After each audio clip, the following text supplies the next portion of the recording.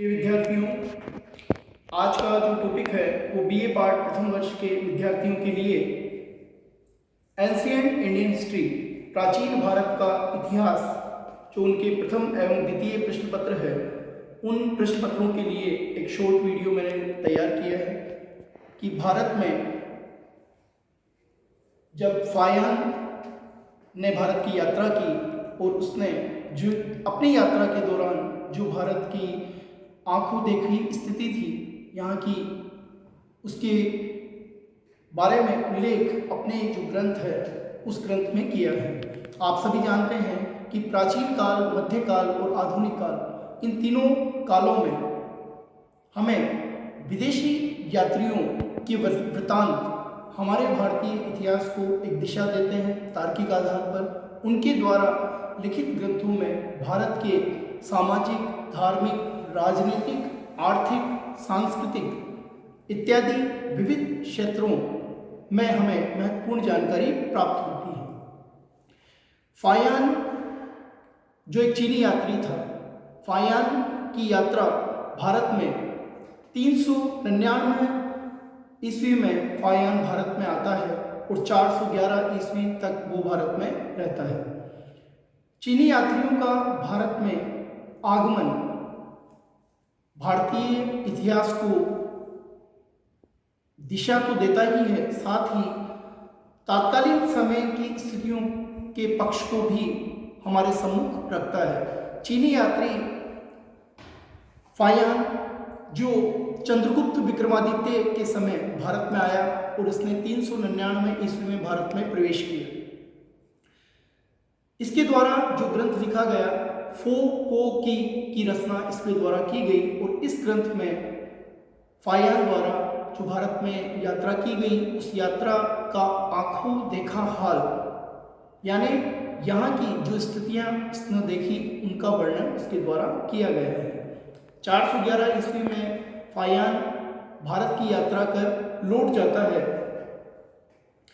इसकी जो इसने यात्रा प्रारंभ की थी 399 ईस्वी में, वो स्थल मार्ग से इसकी यात्रा प्रारंभ होती है और 411 ईस्वी में यह समुद्री मार्ग से पुनः अपने देश लौट जाता है। यानी फाहियान जब आया वो स्थल मार्ग से आया और जब वो गया भारत से तो उसका मार्ग समुद्री मार्ग था। अपनी यात्रा के जो इसका प्रारंभिक चरण था उसमें इसने भारत में जो हीनयान संप्रदाय था, जो बौद्ध धर्म का संप्रदाय था, 4000 बौद्ध भिक्षुओं से इसने मुलाकात की। भारत आने का एक इसका मुख्य उद्देश्य बौद्ध धर्म के बारे में जानकारी प्राप्त करना था और तत्कालीन समय में बौद्ध धर्म की स्थिति थी, जो मठ थे, विहार थे, बौद्ध भिक्षुओं का जीवन था, उन बौद्ध धर्म की शिक्षाएं क्या थी, सिद्धांत क्या थे, इन विषय पर फाहियान द्वारा अच्छा विवरण प्रस्तुत किया गया है। फाहियान ने अपनी जो यात्रा थी, इस यात्रा में धार्मिक जो ग्रंथ थे उन ग्रंथों के प्रति अपनी आस्था को प्रकट किया है और उसने अपने जो विवरण, अपने जो लेख लिखे हैं, उन लेखों में तत्कालीन शासक चंद्रगुप्त द्वितीय का उसने कहीं भी उल्लेख नहीं किया है। ये सबसे बड़ी घटना हम देख सकते हैं, क्योंकि जिस शासक के काल में फाहियान भारत में आया और उस शासक का नाम उसके लेखों में नहीं मिलता है, यह सबसे बड़ी बात है। फाहियान ने तत्कालीन भारत का अत्यंत सुखद चित्र प्रस्तुत किया है। फाहियान ने मथुरा के दक्षिण के क्षेत्र को मध्य देश अर्थात मालवा कहा है। मध्य देश में ब्राह्मण धर्म की प्रधानता थी। फाहियान ने भारत की सामाजिक दशा का विवरण देते हुए लिखा है कि लोग यहाँ के लोग थे, उन लोगों का जीवन सुखी संपन्न था और वे राज्य के द्वारा दी गई भूमि में अपना कृषि करते थे और राज्य को कर दिया करते थे। फाहियान ने लिखा है कि संपन्न लोगों ने निःशुल्क चिकित्सालयों की स्थापना करवाई थी, जहां पर निर्धन, असहाय, अनाथ, विधवा व अपंग आते हैं, इनकी देखभाल चिकित्सक करते हैं। उन्हें आवश्यकता अनुसार सभी वस्तुएं, औषधियाँ, भोजन आदि की व्यवस्था की जाती है। उन्हें यथासंभव सभी सुविधाएं प्रदान की जाती है।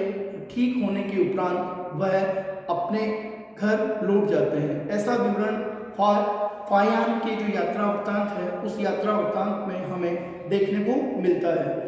तो फायान ने जब भारत की यात्रा की, यहाँ के नगरों में जब वो घूमा और जैसा हाल उसने देखा, उन स्थितियों का वर्णन उसने अपने लेखों में, अपने संस्मरणों में किया है। फायान जब पाटलिपुत्र नगर पहुंचा तो पाटलिपुत्र नगर के वैभव से फायान अत्यधिक प्रभावित हुआ और उसने इस नगर के पीछे जो उसने लिखा है कि यह नगर देवताओं द्वारा निर्मित किया गया, यानी उस नगर की सुंदरता और उसकी कलात्मकता को देखने के बाद फायान काफ़ी प्रभावित हुआ और उसने इस नगर की स्थापना के पीछे अपना ये तर्क दिया। फायान ने मठों की, विहारों की यात्राएं की और उन यात्राओं के दौरान जो उसने बौद्ध धर्म का स्वरूप देखा, उनकी शिक्षाएं देखी, उनका सिद्धांत देखा, उनका वर्णन भी उसने किया है। तो फायान ने जो भारत के विषय में लिखा है उससे हमें भारत की जो तत्कालिक समृद्धि थी, सहिष्णुता थी, जनता का जो उच्च कोटि का चरित्र था, साहित्यिक एवं सांस्कृतिक विकास जो यहाँ पर था, उस विकास के संबंध में हमें जानकारी प्राप्त होती है।